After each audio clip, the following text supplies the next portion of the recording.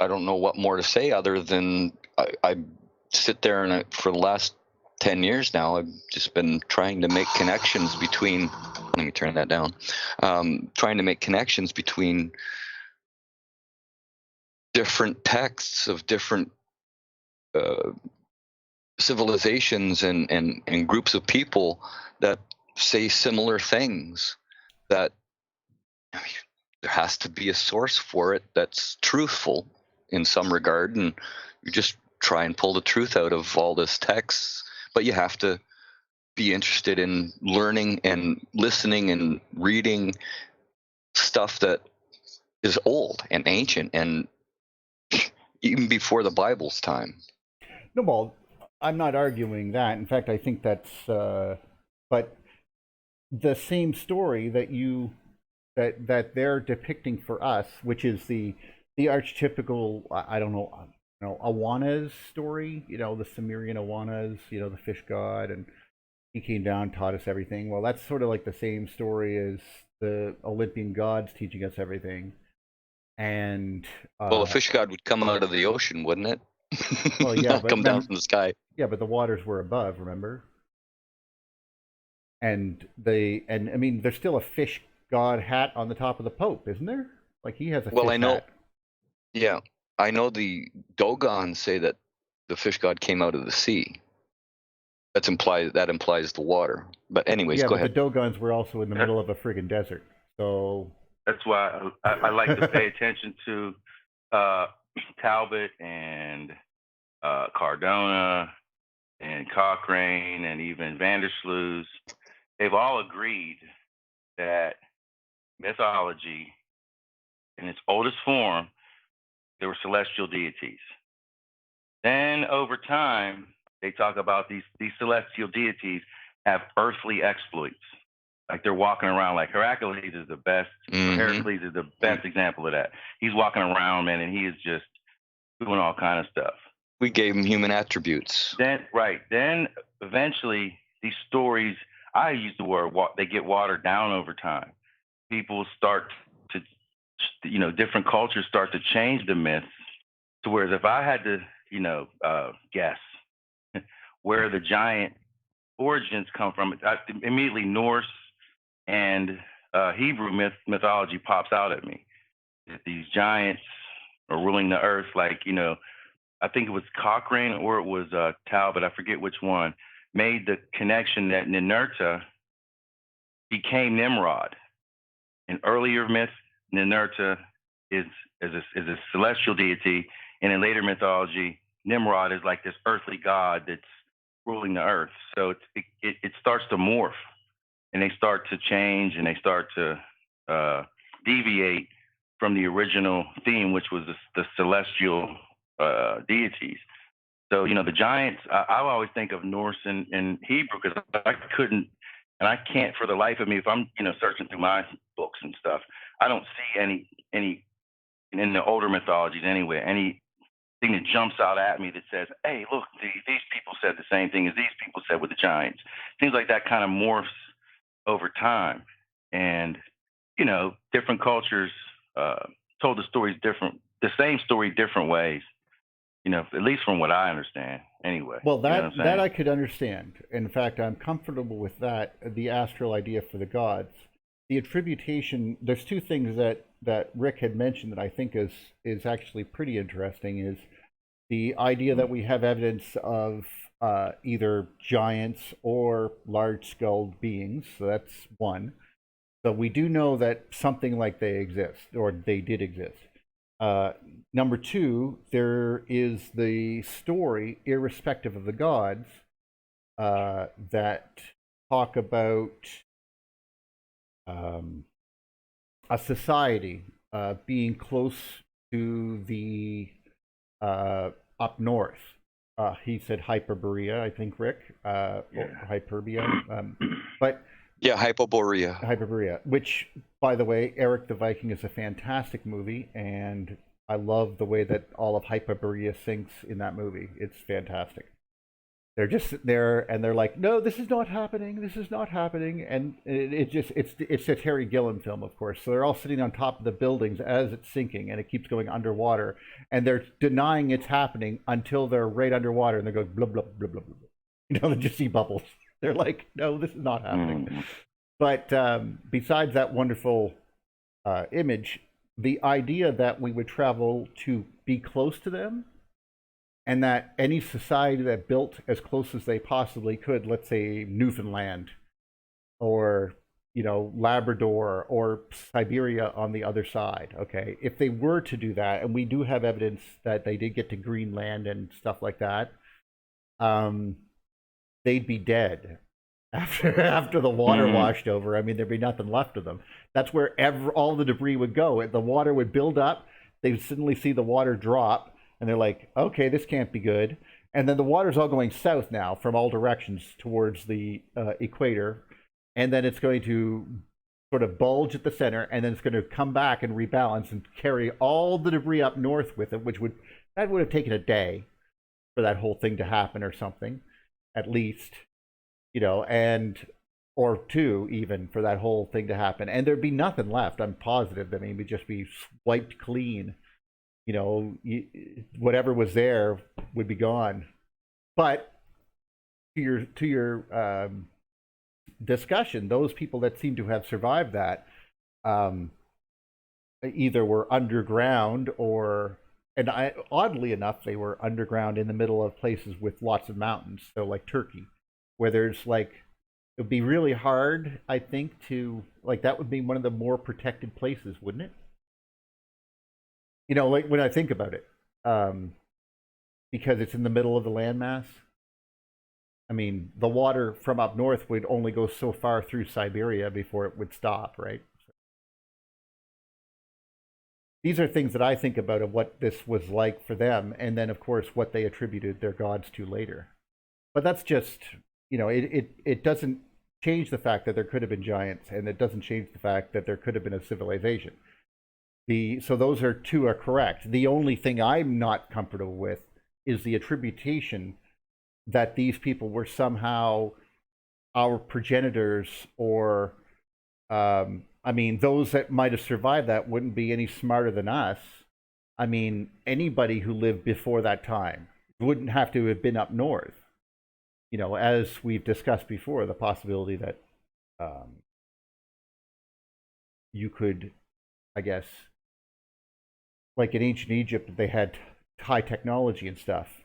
I recently saw this great big giant friggin' description of stone cutting wheels in ancient Turkey, which oddly enough sort of dovetails to what we were discussing. So, Well, like I maintain, they had different technology based on natural sciences. We've gotten deeper into the sciences than they did in most aspects. well, But we we didn't still treat it as haven't divine. figured. That probably helped. Well, yeah, I mean, it's but really hard to go, oh, play with the power of God, but respect it. I mean, I can see why they were all big on the fire thing. And I can see why Prometheus had to, like, you know, be punished for it.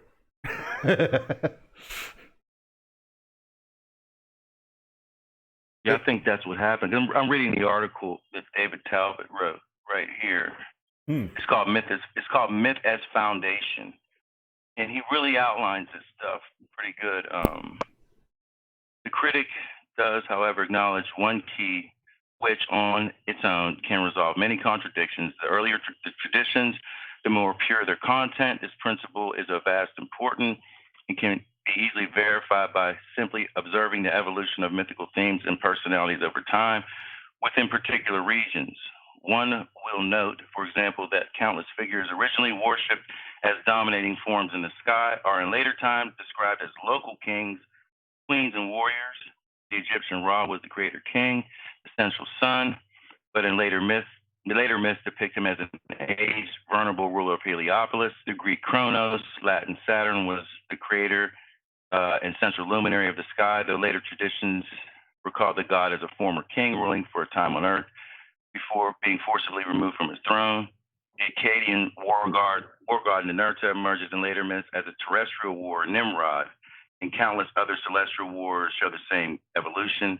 Greek chronicles describe Heracles wandering across a vast landscape, though his exploits are clearly those of the Egyptian Shu and her Set and horse, with whom Heracles was in fact identified.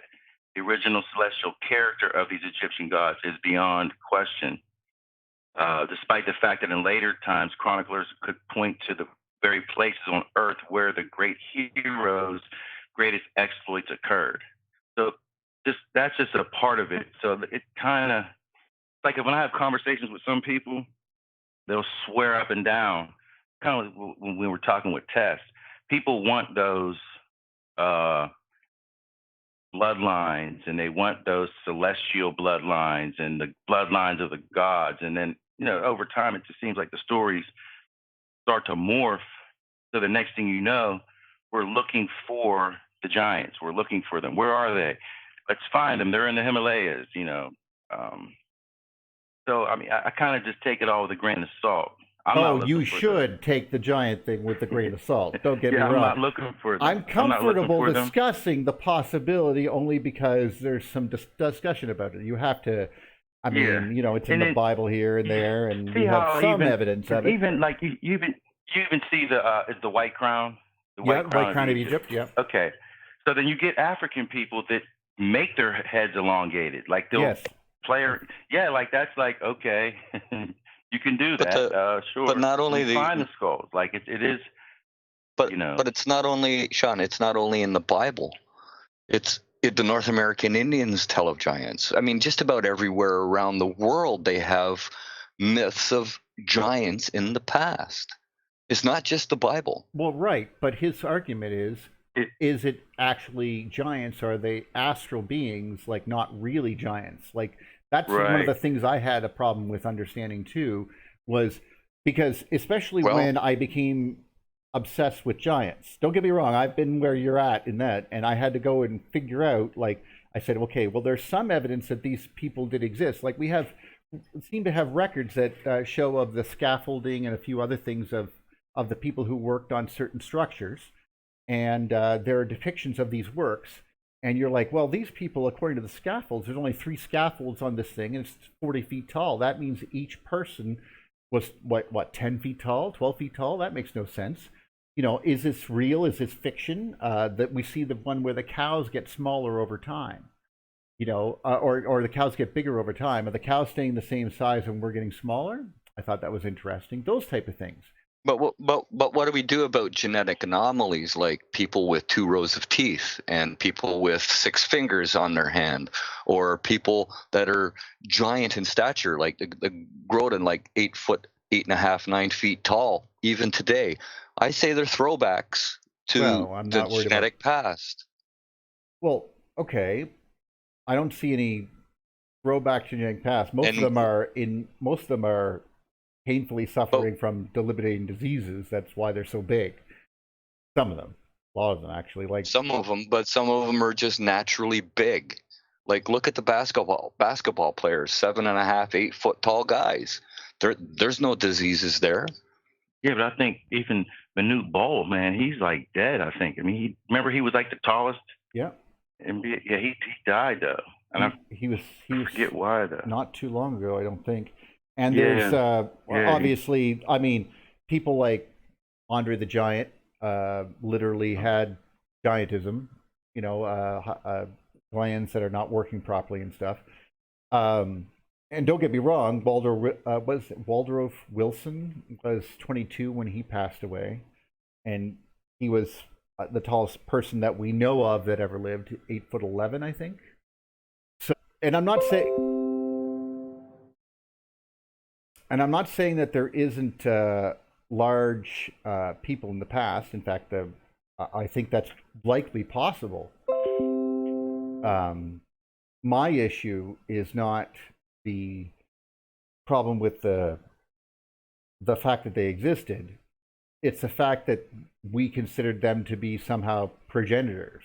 Like, they could have just been human beings that like did not shrink over time. Like we know that this takes a while to do. We can't just change instantly. Well, have you considered the fact that, during the electrical changeover that some of them stayed the same and Yes. and then they gave birth to the human race No. and we slowly took over. No, about the giving birth to human race, we were concurrent with them. That says it's right in the Bible, actually, and I can't believe I'm using the Bible as a source here, but let me just do that. Moses, or sorry, Noah, talked about after the flood how all the giants and other bastardized creatures were wiped away. And I wonder if this has to do with like all the hybrids that we were making or that type of thing.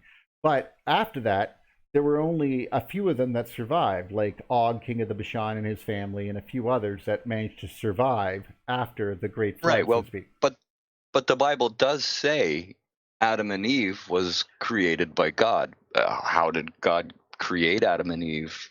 It's said out of a pile of clay, but more than likely, I honestly the don't know beings that were before us were created from the earth, the clay, and that's what then everyone says. we were birthed from them when the environment changed and we were more adapted to this new environment and they were less adapted and they died out slowly but surely. Well, of course, they're fucking 12 feet tall. Do you know how hard it would be to walk? You know how hard it is to walk when you're 6 feet tall? Like, I mean, gravity sucks. That's a lot of weight. Literally. Yeah, guys, I'm sorry. It's interesting we're talking about this because I was looking at some other stuff too. It's called Lucy Redux. It's French, Redux. A review of research. Yeah, Redux. A review of research on what they call Lucy, Australopithecus, whatever you want to call her. Australopithecus. Yeah. Now this is interesting. The Thunderbolts will make videos and they'll always show how geological ages work. And there's like a little cartoon type of picture they always refer to. And they show the geological ages. The deeper you go down, the older things are. That's bullshit. And I looked at how they measure geological ages and I was like, well, this is bullshit. Like where Lucy's bones were found, they were on the surface. Yeah, we talked about this, didn't we? Meters. Yeah, they weren't freaking 200 meters in the ground. So they measure from a mountain peak. It's right there. I have the mountains. I have the paper up right here. But they measure. It's in Hadar. They measure and this from has a how mountain much peak. It eroded away, and yeah. Well, yeah, and so it's like, okay, we have to like look at this stuff and say, okay, these fossils are really on the surface. They're not digging down too deep to find them, whether it be mammoths, whether it be anything. They're just not that far under the ground. I still have yet to see, and I've seen some stuff on the internet, a large 10 to 12 foot person that's actually legit. I mean, I've seen some videos and it looks like a skull is freaking 20 foot big. And, I'm not too sure about that. I haven't seen, and then we get into conspiracies. Oh, they're hiding the stuff from us. The fossil record. The fossil record. Weirdly enough, though, there's no children in the fossil record either. There's very few children fossils at all, if any. There's very few out of all the fossils they found. But there's nothing in the fossil record that would indicate that there were giant humans. But obviously, we know that there was a large fauna extinction. I mean, that's something we really can't sit up here and argue about. Just stuff to look at because I'm like, hey, look, I haven't seen any evidence of I haven't seen it. I've seen some pictures on the internet that were really, like these people had uncovered this big giant skeleton, man, and it was like, I think 20 foot long. Well, okay, not that. No, I'm thinking more on the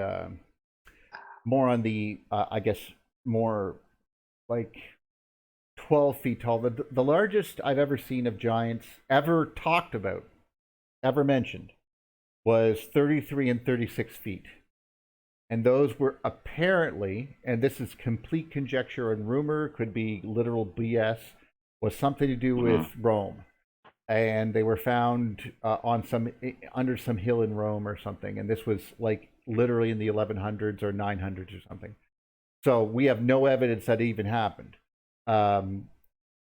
right on the screen right now, I have the Smithsonian channel. But speaking of the Smithsonian, we do know that there were elongated skulls that are kind of weird because we've seen those. But we do know that in Peru they exist. We know that King Tut has had a messed up skull as well, much more elongated and weird than it should. Excuse me, it should be. So we do know that that's a possibility of a commonality, but we don't know for sure. Like you said, the white crown of Egypt really plays something into that. Yeah, something. But the other evidence that I have seen with regards to depictions of people of different sizes are almost all Egyptian. And the other ones I see are almost all those old newspapers from the 1800s that talks about giant bones, which is oddly compelling because it makes me wonder, you can just type it in like anything like, I think I could probably just type in old newspapers, giants. Yeah. Tons of them, like just literally millions of hits of those.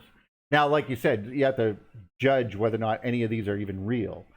And because it was all of the hoaxes in the 1800s, but they couldn't have all been. I mean, literally, there's hundreds and hundreds of pictures and photographs, and so this is where I think that if the gravity changed and if the Garden of Eden, we'll call it, was no longer prevalent, or there was no longer a bright 24-hour-a-day ball above the northern hemisphere, shining down and giving lots and lots of growth to things, which seems to be remotely true because there's lots more topsoil in the northern hemisphere than the bottom, as we talked about before, of the planet. So perhaps there was something to the north, and it kept on growing things, and things would die and grow and die and grow and die, and we get lots of topsoil. But we could also just literally eat fruit and food in abundance as long as you were there. And the moment that stopped being the case, how would you survive? I mean, if you were giants. A lot of that dust and dirt could have been delivered to the northern hemisphere along the polar configuration. And when it collapsed, a lot of it came down in, rocks and, but it wasn't and dust dirt. and it was soil. Yeah. But what I'm getting at is I was laughing there because I'm watching the chat, and Lars wants to he's asking when we're gonna start doing the top 10. Do you have a list, Neil, of top 10 reasons? Or well, the first one is very clear. It's magnetic fields in space. I literally have it right there. I was going to go through the top 10. You guys were talking about giants, though, so I couldn't exactly stop. And then Electric Origin said giants are the first reason why the universe is electric. That's what made me laugh. That's exactly true. That is it. Giants are the reason the universe is electric. And then I said to the group, or to the live chat, that the reason why giants were so giant is because of the electrical environment that we lived in the past was completely different than it is now. Well, that was one of the things I was mentioning. The chances. So let's make that number 10. Well, it has to be 11. We'll start with that. But the the idea that like Ted Holden had pointed out, that you need so many calories to survive, no matter if you have 4 legs or 2. So if you're an elephant needs as much as 16-foot tall man would need to live, to breathe and walk around. That's not even if you're fighting. And that's a ton of food, probably literally. And you have a limitation once that part of the world happens, like how would a family of giants survive 200 years, from the fall of this event to we sort of started picking ourselves back up? I mean, those 200 years would make you a pariah. I mean, you'd eat anything. Be like, oh, look, here goes a person running along. Nom, nom, nom, nom. If you squeeze and pop the top off, you don't have to deal with that crunchy bit at the top. Sorry, I'm just picturing what they would have to deal with. Because, I mean, food would be the biggest issue, especially if you no longer lived in quote unquote the land of plenty, you know. Yeah, the Purple Dawn. All right, let me get to my top 10 magnetic fields. Should we say hello to everybody first, or should no, we wait a little please. while? No, you go ahead. That's actually a perfect idea because it's going to take me a second to find. Oh, okay. Duffy, you weren't here earlier. There's a new fellow in the group. Everybody welcome Polly B12123. He takes Welcome. care of the Discord, or he's on the Discord, and he also has started up the Electric View Telegram program area where like-minded EU people that are into Telegram can go. Neil, would you possibly put that in the description after the show? What? The link for that? The link for what? For Polly's Telegram? Oh, the Electric View Telegram? Okay, that I can do. Yeah. Okay. Give me a link and I'll make sure it happens. No problem. Thanks for having me, buddy. Oh, you're welcome, sir. Yeah, Polly, could you pop a link in the chat for Neil so he can add it? And okay, so we got Renegade, we got David Easton, Frederick Rhodes, we have Lars of Mars, Zero Moisturous. I'm butchering names again. Sorry, folks. Melmessian Dissenter. Vincent Omea Veritas, Electric Origins, I think already. Henry, and Mr. Grimm, Matthew Smith, everybody, and if Cryptophagia, welcome everybody. And if I missed you, I'm sorry. I'm just scrolling through the live chat to pick out the names here. Oh, Holloway Arts, you just showed up. Welcome everybody, and we're about to get into the top 10 reasons why the universe is electric. Well, we're going to start at the basics, I guess, because the biggest question we have is the reason I want to do this because a lot of things were falling through cracks. Oh, sorry, I just suddenly thought about my car and how much it's going to cost. Okay, so all right. Breathe, Neil. I breathe. know. It's just, unfortunately, it's terrible. Anyway. Don't you have a PayPal yet? What the heck if you don't? Oh no, I just don't advertise them or something. I don't want. I mean, feel free to donate to my "Oh my God, my car's screwed" fund. I can't believe that happened, but I need to get over to needed to get to the friggin' conference in the other side of the continent. So, anyway, starting from that, we were talking I'll know about, when you pass by the 401 and Yonge Street. I'll be able to hear you with no muffler. I bet, friggin' yeah. Ah, perfect. Thank you very much there, Paul. I'll gladly take care of that and put that in the description. So we were talking about basically the first thing that they mention in the Thunderbolts is the cosmic magnetic fields, and we don't talk about that, but in fact, there's a lot of things that we don't talk about, and I feel that getting back to the basics is one of the reasons why I wanted to do this, because I've seen a lot of conjecture and problems crop up where people don't seem to understand where these things come from. So, right, yeah, I agree. There's a lot of speculation on people's parts, and they just really don't understand the basics and the fact that electricity is slightly different than terrestrial electricity. And once they grasp that idea, it's not different. It behaves the same way. It just manifests in a different way than in a wire on Earth. That's what I'm saying. Well, okay, yes, then a wire, because wires are made for the transmission. Or spinning magnetic fields to generate electricity on Earth. It's not generated in the same way out in space. That's what I'm getting at. Oh, okay, generated, yeah. We usually use physical things to generate electricity and use the electricity as sort of like cogs in a gear, and we move things And we back and use forth. those rules to make machinery to do that. And Yes. that's the electrical part of electricians' work. They have to understand how these things work and be able to, like, for you to be able to design and build things that use those laws that we know well. But some of those laws don't apply out there.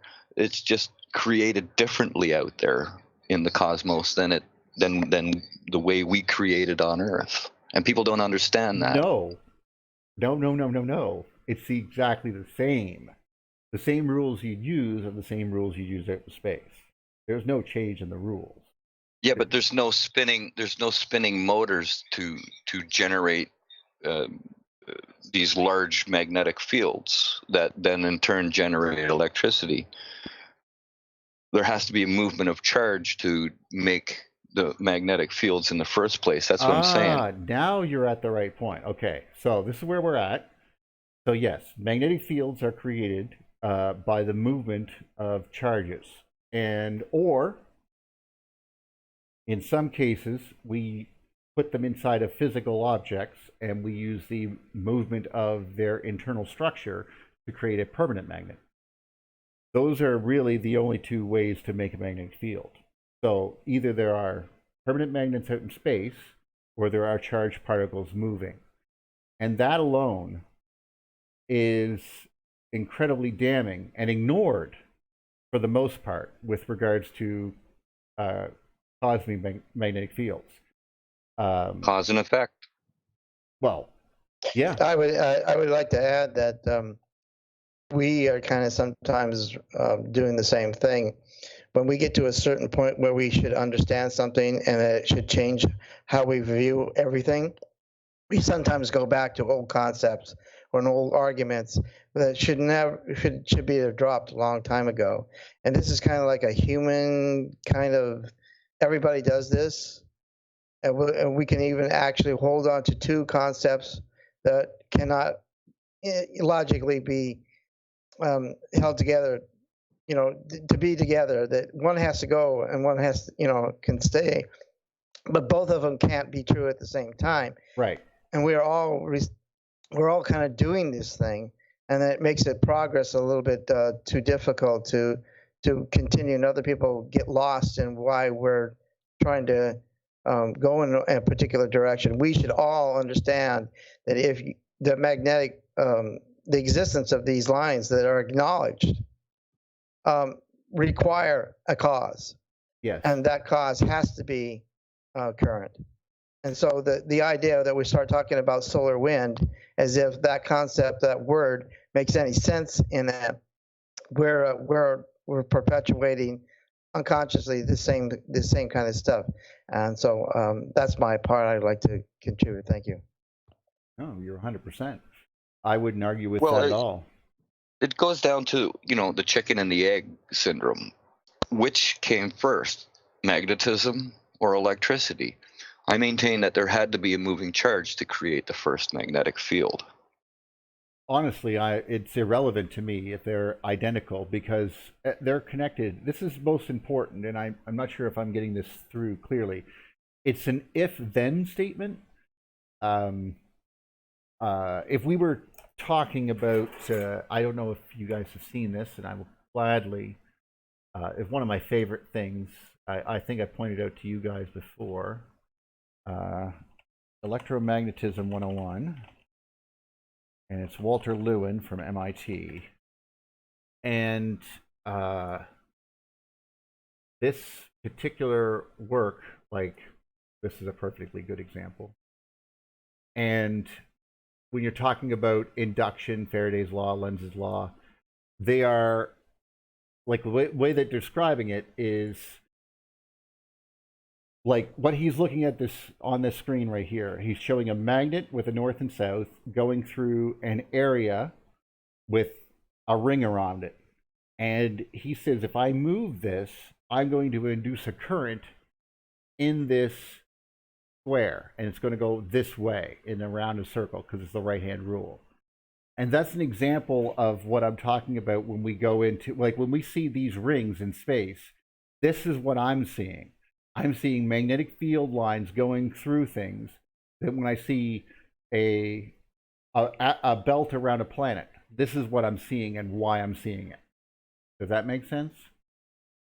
Oh yeah, for sure. and Because thi- matter is organized into its magnetic field when it's inside of a large magnetic field. Well, okay, yes. But there's no difference, and the problem we were having with trying to put this together is why is there magnetic fields in space, and the ignoring of that is actually a mental effort. This is how they get around this problem, and I'm kind of pissed at them for this. And even Walter Lewin won't challenge it. Like he talks about gravity in space, but he says, like you could see that his mind was reaching into what would happen between planets. And it's like he shut himself down and continued. And I'm not going to argue with that. That's not he's not a cosmologist, so it's not his job to do that. But he's right here. This is actually pretty cool. And the way that we talked about this before about trying to get power from something else, these things are intrinsically linked. You can't have, in fact, in many cases, there's no delay. Like there's no delay on a power line. Like when I move the water going across the turbine and then make it spin, and the magnetic field pushes in one direction, then pushes back in another to create the alternating current that we use in our homes and such. That up and down motion there in the generation of the planet is the exact same motion and time as it would be to you at your home. There's no delay in that motion. It's faster than light speed. This is part of the instant universe that Wal Thornhill would be talking about, because there's no delay in that motion. And when you start putting some of this stuff together, he's actually showing loops. And then when he starts bringing these loops closer to wires and putting things through them, you can start seeing how he can change the when he moves, he's going to put a magnet through that. And when he does, he's going to change the flux. And by doing so, he'll change the galvanometer, which is basically the voltmeter. So as he moves it, it literally is responding instantly to what he's doing. And that right there is the inductive effect. This is basically the, well, electromagnetic induction in a nutshell. And this is, and it's being noticed because it's going through all these wires. So it doesn't matter what the shape of these are. If they're passing through these loops, you're going to generate a current through them. And this means that every time we get something from space, like even a comet entering into our system, it will change the current for all of the planets and all of the stars. Well, not stars, I guess, the asteroids and such. And we only have one star, I guess, at the moment. At the moment. But this is, and we don't, like, when you realize that these things are instant and that they are directly connected to each other, so unless there is, and this is where we get back to Earth having a magnetic field. Why does Earth have a magnetic field? Because it certainly cannot be generated by a big bunch of iron. I mean, there's no physical magnet in the middle of the Earth. And well, I mean, go ahead. Sorry, I maintain that the Birkeland current connection and the water And the soil is what generates our magnetic field. The energy passing through our Earth every second of every day on the solar circuit is Oh, what yes. gives the planets their 100%. magnetic fields. Yes, I agree with that 100%. In fact, that's likely why, well, that's exactly why the magnetic field appears to move. And they think, oh, it's moving, it's going to fall off the planet, it's going to turn this way. This is the same type of arguments that we had before with regards, can you find the edge of the planet? Like, it's almost the same type of argument, because we are a very bad disk. Like, spheres are bad disks. We're not, if we were to be a Faraday disk, we'd behave much better. But because we're a sphere, we're going to have current traveling along the surface on an angle towards the equator. And while doing so, we're going to induce secondary currents going in the opposite direction inside and outside of the planet. And in so doing, that gives us our weather system and all that interesting stuff that we notice with magma. Even though there's probably no difference down there, this just happens to be the layers. And those layers will move. They'll go closer to the surface, away from the surface, depending on how much current's going through the planet. And the only thing we need to figure out is, well, actually, Jim talked about that. How are the planets connected to this circuit? And obviously, this is what Jim and I guess, we have debates over, trying to figure out whether or not a planet, like, why is there reverse cycling on, for example, Jupiter has rays going in one direction and then another, and then they're reversed. And that could be the imprint of a magnetic field or the Birkeland current right on top of the planet, trying to go down right to the equator. It's very interesting. And so the question becomes, for me and like Jim was like, we came to the conclusion that he's talking about the atmosphere of the planet, and I'm talking about the surface of the metal ball underneath. So this is where we were having debates. And I'm still not sure whether or not the debate is because those loops are occurring, like we see in the induced loops of the solar circuit. I think it's on that T-shirt that I wear all the time.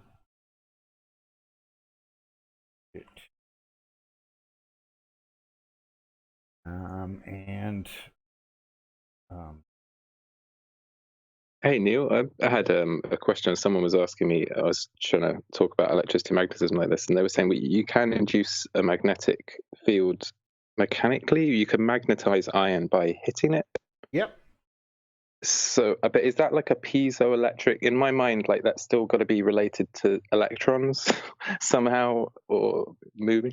Well, okay. This is actually the very interesting thing that happened.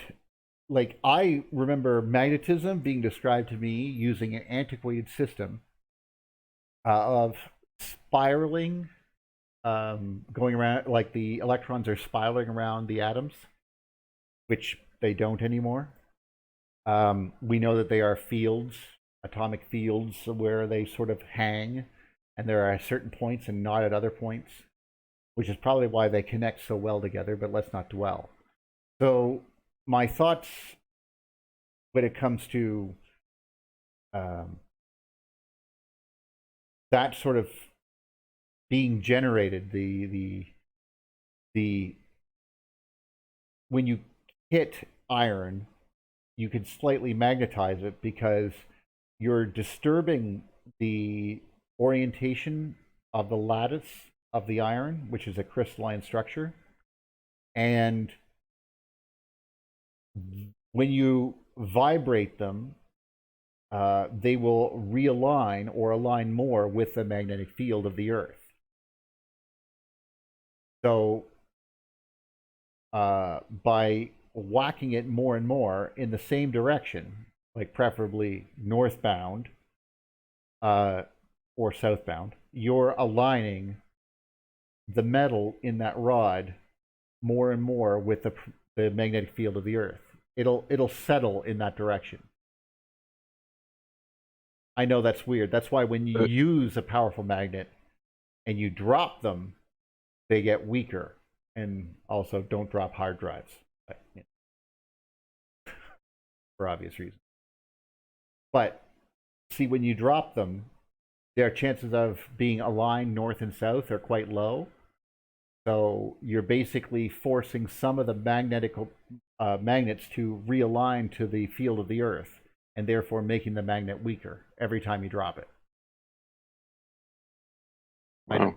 Is there a way to test this in space or outside of Earth to see if this is right, what you say? Oh, you can do it on Earth. There's nothing, this is, I mean... Well, like you say, we're on Earth, so this will always happen on Earth. But I was thinking off Earth, this would be different. Like you're saying, if you hit, it has a different... Well, there'd be nothing to, what would it align to? Yeah, right. I mean, if you were far enough away from the Earth, it would align with the magnetic field. If you're outside the magnetosphere of the Earth, you would align with the sun. But again, I mean, it's even weaker there because you're so far away from it. I mean, unless you like cozied right up to it. The opposite is also true. We saw Billy Elverton where he took a. And I warned people not to do this at home, and oh my God, don't do this at home. But he was taking two pieces of metal with a wire through them, and then he would short across a 12-volt battery bank. I don't know if it was a bank or not, but that's why, like, don't do that, because obviously any power you pass through the wire is also passing through the battery, so please don't blow up the battery. But he was only doing it for a split second, and the current going on and being so much current actually magnetized the metal around it, because it was literally a short from one point A to point B. So it was, the electricity had to travel across that wire, and in so doing magnetized the metal it was passing through. But let me get you to your I know that there is something about you said magnetizing things in space. Is there a reason why we want to do that? Just to test to see what it would align to? It was just, if you were saying that when you hit it has this effect because of the Earth's, what's going on Earth, that it's aligning to the north and south. It's just, I don't know. I mean, I guess that's obvious anyway. You don't really need to test it under other conditions because you can see it sort of aligning. I'm trying now to figure. I mean, I know it's true. I'm just trying to see if.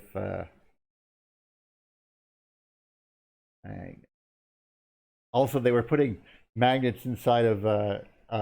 They were melting magnets and saying, "Oh, we sucked the power of the magnet by heating it." And I was like, "No, you destroyed the alignment by melting it." So, alignment. Yeah, because. Go ahead. Well, I guess, I mean, in the standard model, they're just thinking of it as forces that have got like mechanical energy, and that is getting converted to magnetic energy somehow. Well, and they're not really worried about how. Well, no, see, that's the thing, is what makes a magnetic field in a magnet. Now, that's a different question. The magnetic field, like we were saying, it was caused by the rotation. Like when I remember it being described, imagine you have a nail and you're wrapping your wire around it, like you do. And then you, of course, put a battery to it and you made an electromagnet, more or less. Okay, so we know that works by spiraling, and we know that is perfectly normal. Now, this led us to the understanding that the same thing must be happening inside of a magnet when we align it. Like when we make a magnet, it must be making this spiral itself inside of it, atomically. And that is what we attempt to do, or seem to attempt to do, when we make magnets. And we can also do the same thing by putting these in magnetic fields and then, melting them and heating them up and stuff like that, so that we can align them. And that seems to be something that we can almost take as a understanding. But I'm going to now see if I can I can understand the magnetic force itself, and I can tell you exactly how to use it.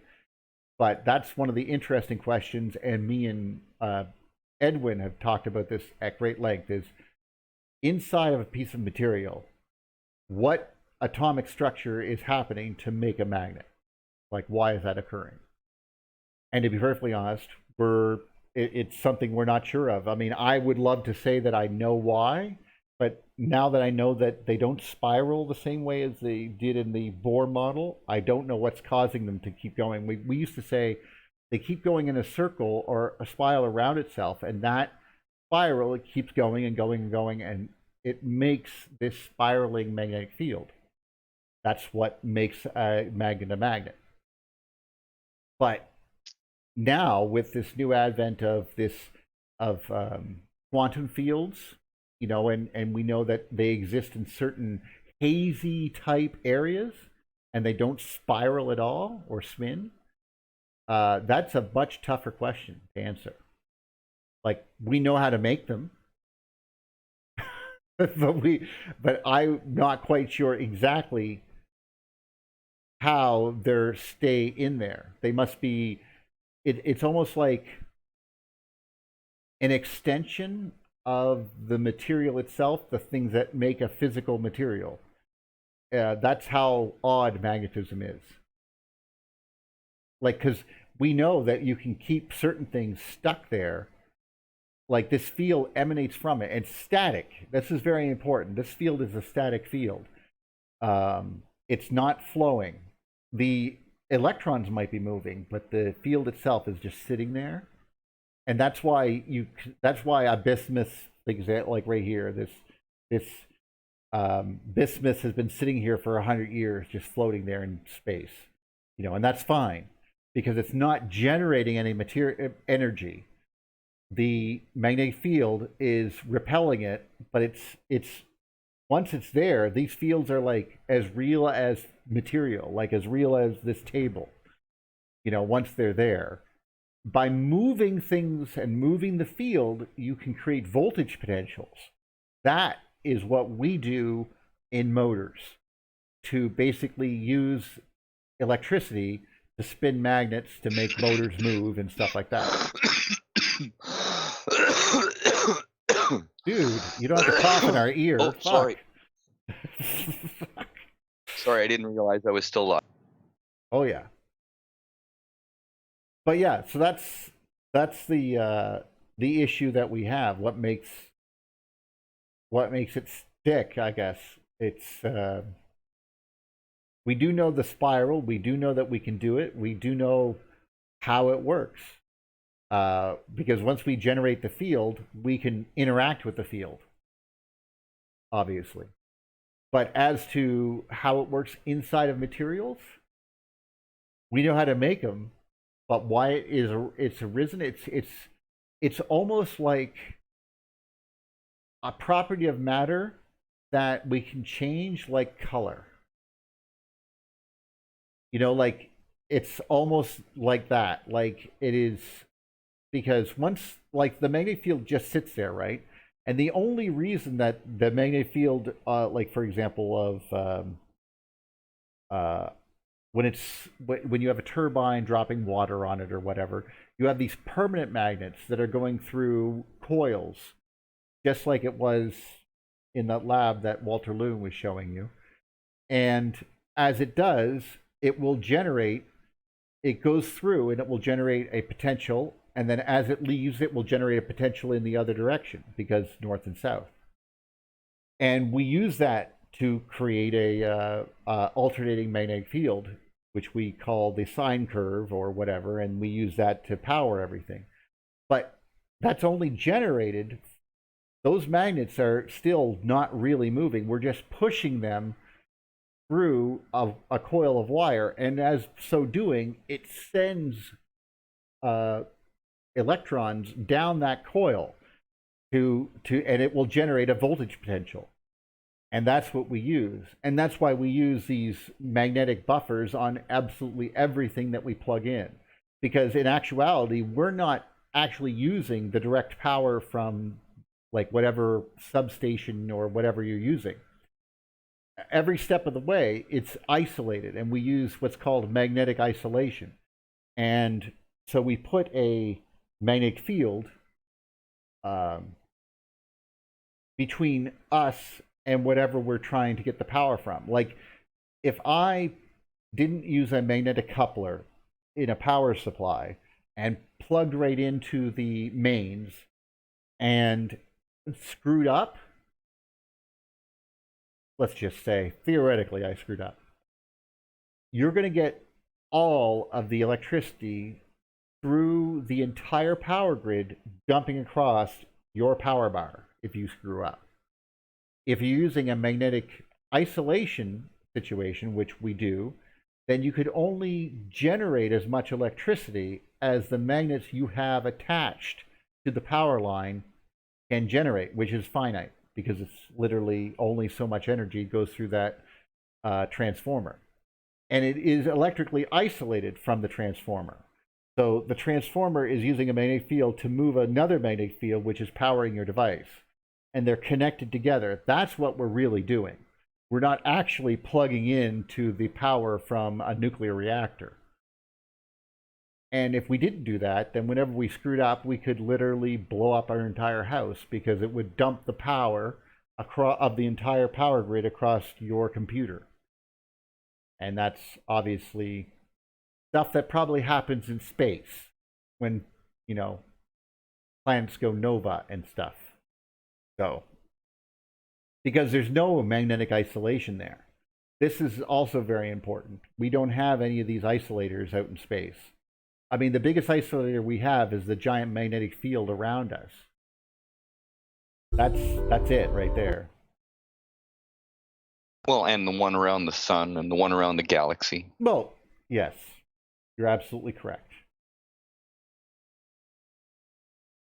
And they try to emphasize it as because that's what protects us, really, because it can't get to us directly. You can't cross a direct current, can't go across a capacitor either. And the Earth also is a very large capacitor. It has a boundary between the surface and the space. And getting through that is, well, lightning bolts have to break down everything to get through it. You know what I mean? When we see like red sprites, yes, I guess that's something through. Changing. Yeah, well, it has an opportunity to go through, and it only lasts for a second, you know, when the breakdown occurs, and then the potential is no longer there once it's dumped, so it stops, and that's why we call the Earth as sort of like a self-replicating leaky capacitor, because it leaks occasionally, and that's why we have lightning. That's fine. It doesn't hit us all the time, so we don't get killed. But the boundary between the two prevents direct electricity from going through most of the time until it breaks down, like we talked about. But inside of, like, you've heard of the Schumann resonance. The Schumann resonance is like if one of these boundaries is vibrating or something. Well, if that is vibrating, the rules of capacitance say that you can pass through if you're vibrating. We use that principle all the time in power supplies and everything else. But basically, if something's vibrating, you can basically use a capacitor to electrically isolate a DC current, but let an AC current through it, because it's like humming. It's making a vibration. And as so, it is inducing the same vibration on the other plate, the surface of the Earth. So if the Schumann resonance is vibrating at 7.88 hertz or whatever, then the Earth itself is vibrating at 7.88 hertz. And probably everything on it is vibrating at 7.88 hertz, which seems to be the case. Like they found out that our brain, the human brain, vibrates the same resonance as that. I'm not sure when they found it out, but so we see that these things are directly related. And this right there, everything I've just described, the only reason they get away with it, the only reason, is if we looked at Walter Lewin's stuff here. Let me show you what they did. That was a what we call a dick move, I guess would be the term. Okay, so right here is a formula for the derivative of B, and B being the magnetic field, and it's related to the derivative of the area of an open surface. And they're basically trying to calculate that. But this right here, the B, there are two fields with respect to electricity: the E field, which is the voltage, and the B field, which is the magnetic field, which is on a 90-degree angle to it. Now, what they did in space is they made the E field equal to the B field. Now, that's probably the dumbest thing I've ever heard, but basically what they did is, if you understand Ohm's law, all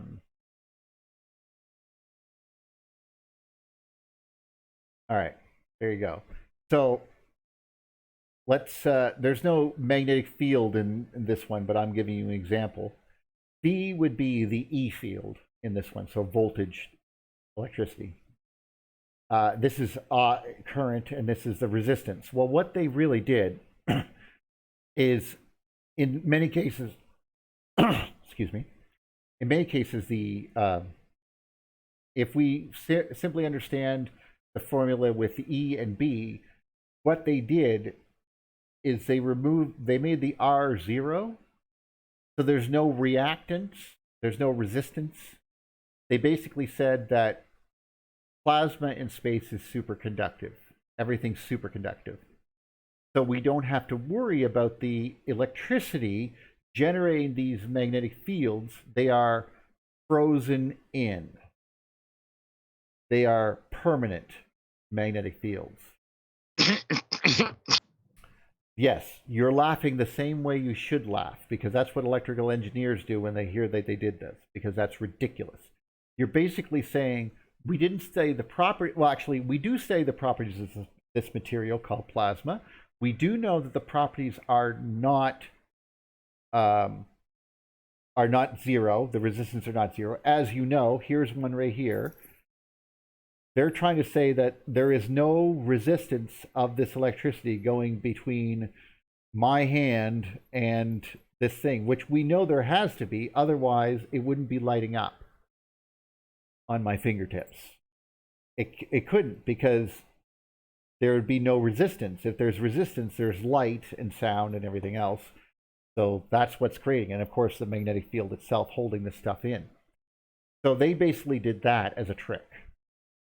And that trick has lasted since the 1930s. Hans Alfvén came up with that trick in the 30s. And they never stopped using it, even when he said in 1970, hey guys, stop using my things. I was wrong. Thanks for the Nobel Prize, though. And they still But it's didn't. magical. Well, it's ridiculous. I mean, even copper wire has a resistance, unless it's superconductive. And you're basically saying everything in space is superconductive? That means that you should short out instantly. Like, everything should short out instantly. And it doesn't. And well, wait a second. If everything is, if there's no resistance and there is light, and the Earth is electrical, then the whole thing has to be electrical. Otherwise, it would just suck the stuff right out of the Earth, and there would be nothing. I mean, it would come to its equilibrium, and it would no longer be electrical for anywhere. And your argument is why that literal argument that you just made is why they said there could never be electricity in space. That's exactly it. They're saying it's electrical so that it will short. No, they're saying, well, I'm saying that, but their argument was that because there's no resistance, there's actually no electrons moving. So there's no electricity in space. So it's electrical for what they want it, but it's not electrical for what they don't want it. Correct. Bingo. They're full of shit. Yes, that's exactly it. Like I can't describe it. I can't describe it any clearer. What you're hearing in your head is the same shit that we hear all the time. That bothers us greatly when we hear it. Well, wait a second, Andy. This is why Andy Hall is having such a. This would be why Andy Hall would have such a hard, Andrew Hall, Andy Hall, whatever his name is. What he would have such a hard time in explaining electrical current passing through the Earth, creating these geological formations, which are making these patterns, which are obvious. Right. But then you should be able to back engineer this for what Andy Hall is saying has happened. You could back engineer to what kind of voltage or what kind of stuff, what kind of body, how close it got, and what it would need to do to get there. Yes. So yes. In fact, me and Andy have talked. Well, it's because it's not nearly as easy as we think. Like, because I went out with, for example, Robert, and I didn't get a chance to go out with Buddy. We didn't get a chance to go out nearly as much, but with Robert and Andy and others, we were having discussions about how much power there was being generated in some of these events, but the trouble is also trying to figure out, like, are they, like, you're basically talking about not just lifting, like we can calculate how much energy there would take to lift the rock, but then separate the rocks all into individual particles, which would take energy, like dust, and then to make it land somewhere and travel it, we could calculate that. But once you start doing that math, you begin to realize the numbers are on the other side of incredible. Well, don't forget about fusing the dust particles back into mountains, and that takes energy too. So, well, no, you're absolutely right. But at the end of the day, you're talking about a situation where the amount of power that these things are generating would be phenomenal. Well, trillions and trillions of, I mean, one event. More than all the nuclear bombs on the Earth combined in one shot. I was going to use a different analogy because we were in electricity, but that's a good one. I would hazard a guess that some events that me and Andy have discussed, or Andy and I have discussed, and others, would be equivalent to more electricity than the human race has ever generated since it was ever on the planet. In 1 second, some of them. Like if we took all the energy of our entire civilization and put it into just, for example, erasing the mountain range that is the Tibetan Plateau, and just leveling it, just flatten out the entire plateau and pour the dirt into the ocean. Just doing that, like, yeah, that's more energy than the entire planet has ever generated as a species, as we've ever done. So I honestly don't know. It might be equivalent to all the nuclear bombs we could ever set off ever, maybe. I still think that, and that's just one event, that's just one hit.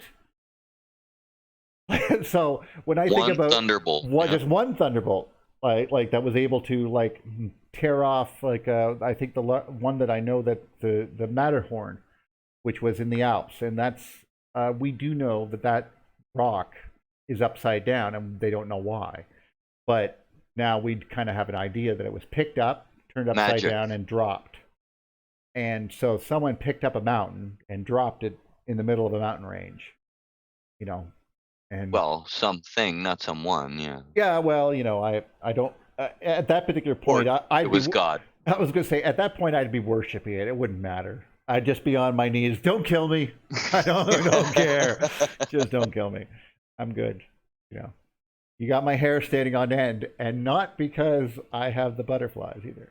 But yeah, as Paul was saying, it is a selective theory. Have we spent out the time? Sorry, Neil. Have we spent out the time on the first reason? Should we move on to number 2?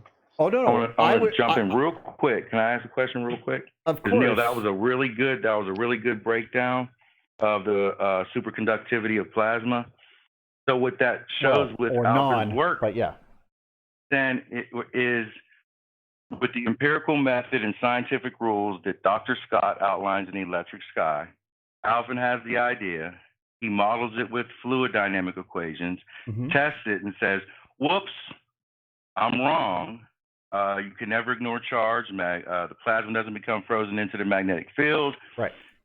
And he corrects it, and like you're supposed to do as a scientist after you test everything in the laboratory. But yet, then astrophysicists are like, "No, we're not going to believe you." I guess is the best way to say it. We're going to look at it the way we want to look at it. Right. I mean, for no other apparent reason except for it works for them, I guess is the way to say it. Well, because it adds something that they don't want to have to deal with. Like by using what's called magnetohydrodynamics, or MHD, they're basically doing exactly what I just described, taking out the voltage and just saying it's superconductive and just use the B field and we're good. That makes the math real simple, and it makes it easy for you to try to understand space, because you don't have to understand double layers. You don't have to understand any of the things that we see, because basically by using MHD, you've been given half of a tool set. And his experiment was, you got to understand, this was, he came up with this theory in the 30s, okay? And this is before they invented these little plasma balls that I'm playing with right here with my hand, okay? Because this right here shows that that theory is wrong, because we built this and there is resistance, and we do know that there is resistance in plasma. It's not instantly shorting. It's not instantly doing all the things that we thought it would do. But to be perfectly fair, this guy was starting with nothing, coming up with a theory. He had magnetic fields to work with, and he was trying to come up with something to make this something that we could understand. And this was his job. So well done. But the trouble was, he was also an electrical engineer. And once he realized his mistake, he tried to correct it. And remember, these people who wanted to seize on his mistake were also, I guess we would call them, relativists, because they were very happy to destroy electricity in space, especially when they wanted gravity to be the dominant force. I hope that answered your question. It does mine, because they're doing exactly the same thing that we were talking about before. They take two things that cannot exist together, and they hold them together to hold on to their core belief. Yes, it's basically to avoid beliefs falling apart. Yes. Yeah, and this is a very human thing. I mean, people do this all the time. They believe in being good, and then they do bad things, and they think that those two together are consistent with their ideology, their worldview, the whole thing. And that's kind of like what I'm saying, is that they have a core belief, and this is the thing that runs the whole thing. It makes them force to change, reanalyze the data, to force fit the data to make it fit what they want, and not allow the experiment or the observations to determine what is real. And that right there is the same problem with evolution. And by the way, I'm not actually dissing evolution when I say that. What I meant is that it has the same problem where the answer must be common descent. The answer cannot be, he grew an extra leg or something. Like it cannot be adaptability. The answer must always be, oh, they came from a common ancestor, and that's what's causing this. And as you go through this method more and more and more, this is where they start building up the proto creature that we must have all evolved from. It has so many DNA strands it couldn't possibly live. You know what I mean? Like it has so much junk DNA once you start using this theory. But they haven't abandoned the theory. You see, they still continue on as if the theory is correct, even though they have clear evidence that they're running into an issue. If you get my meaning. And that's what they do. They rather put the issue out of mind. I mean, this is why they can't figure out why there's transient lunar phenomenon, because double layers don't exist to them. Like, it's just simple. Like, it's like, oh, we're getting lightning on the surface of that. Well, how? Because this is a surface and it has a magnetic field and blah, blah, blah, blah, blah, and this is the isolation and yada, yada. And you can explain it, like, just like I did. You know, it's not incredibly hard. It's a little esoteric if you're not with, you know, the electric, if you don't understand electricity very well, but it's still not impossible. And to see that these things are bound, like, I mean, when I think of a magnetic field, people go, oh, that's a magnetic field. That's just sitting there. Okay, sure. If it's a permanent magnet, and this is where the trick comes in your head, okay? If it's a permanent magnet, then yes, it's just sitting there, okay? The trouble is there's no permanent magnets in space, and the Earth isn't a permanent magnet. So if that's the case, then something is generating the magnetic field of the Earth. Okay, so that something must be current, or it's induced, or something like that. Okay, we can go with this. But a magnetic field, to me, is the same as a capacitor or a battery. They're called energy storage devices. I store energy in a magnetic field, and I use it later in my power supply.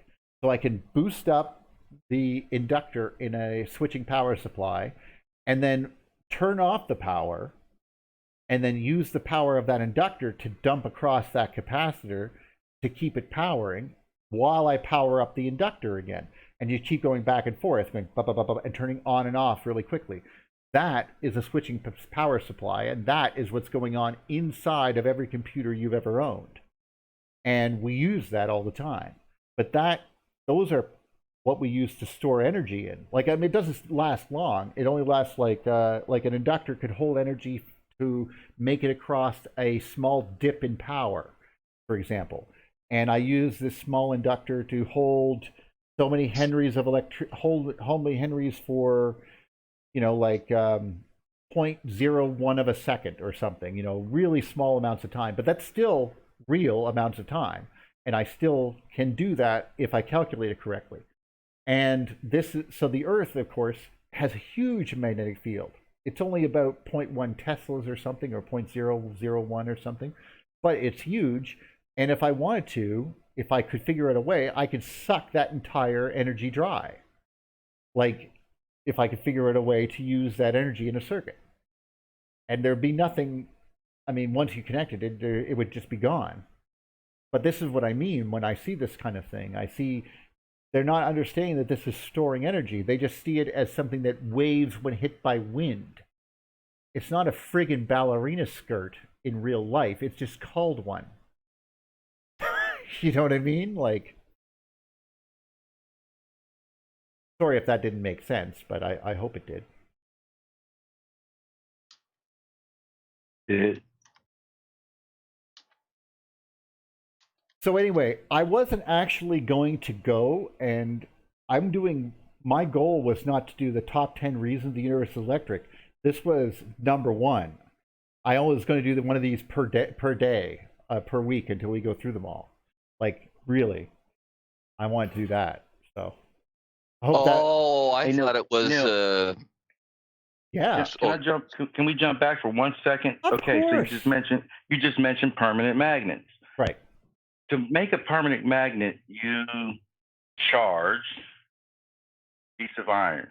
Okay. Mm-hmm. Right. Okay. Now it's charged. Now you have a permanent magnet. The only way you can destroy that permanent magnet, I mean, you can cut it. It's still going to be two magnets magnetized. Right. You have to heat it. You have to heat it beyond, you know, you have to heat it to extreme temperatures for it to not have a charge anymore. Mangling the crystalline structure or whatever. Yeah. It's still gonna exist even if it's cold, but it's so much heat. So I don't see, again, just from a very simple layman's perspective, the Earth isn't a permanent magnet, though. I know when I was a kid, we used to picture, oh, there's magnets and they're just going round and round and round. It makes But that's okay. common We're sense. kids. We're kids. Don't. Right? I mean, let's be honest. Right. That little definition allowed us to use compasses and to find our way home. So let's not dwell. Right. So, and like I always go with the real simple way of doing things, and you take a nail and a copper wire and a battery and a compass, and you can do some magnetic field from a charge. That should be the end of the story, but it's not. It's like it gets into what I call scientific mysticism, and wow, it's like this. Like you said in the past, the magnetic field is just magic. It's just there. It sometimes seems that way, but when you realize, I mean, that this field is emanating from it, and that it also is such that every single thing has one. Like, even if you don't think you do, like we can levitate frogs with magnetic fields and strawberries and everything else. They just need to be Neil, incredibly strong. Go ahead. I was just going to mention to you, so before the end of the show, could you at least give the people the top 10 reasons, and then they can wait for the next week for each show for 10 weeks until we finish this mini series as today, tomorrow, I or actually tomorrow put them says. already in there. The actual list is right there in the description of the video already. Oh, okay. Yeah, that's Look in the first thing I description, did. folks. It's right there. I put the actual playlist, the top 10 reasons the universe is electric, which is from the Space News, from the Thunderbolts project, and it's a short playlist of 10 reasons why the universe is electric, and I'm starting at number 1, which is cosmic magnetic fields. And I figured the best thing to do is to go through them now one at a time, like literally. I mean, each part One is, show per. Yeah. Well, because there's so often we get confused. Like I said, I mean, I just described this to you guys, and I'm trying to explain it from the way that an electrical engineer. I mean, Don Scott can say things that will baffle me, and I go, okay, Don, slow the hell down. What are you talking about? He's like, oh, this part. I go, okay, I cut up again. But I know what it was like when I didn't have this study. Like, I learned the electric universe when I was just a technician, or I guess you could say, I basically learned electricity. And then I went back and actually became a technologist, electrical engineering technologist, the whole 9 yards. And that was an eye-opener, because I started already with the electric universe in mind, so everything became an adaptation of just stepping into that, like capacitors being something I could just write a formula for, and this is how a planet works, was something that I was not expecting so easily. But I can see why, when it started falling across Don's lap, that he was like, whoa, what? You can't do that. You're violating this, you're violating that. That's not how that works. And this is why he literally went to NASA to explain to them, you guys are silly. And I'll actually bring that up, because that's very... Yeah, give us that story. Wow. Well, yeah, Don Scott, NASA, 2009, I think.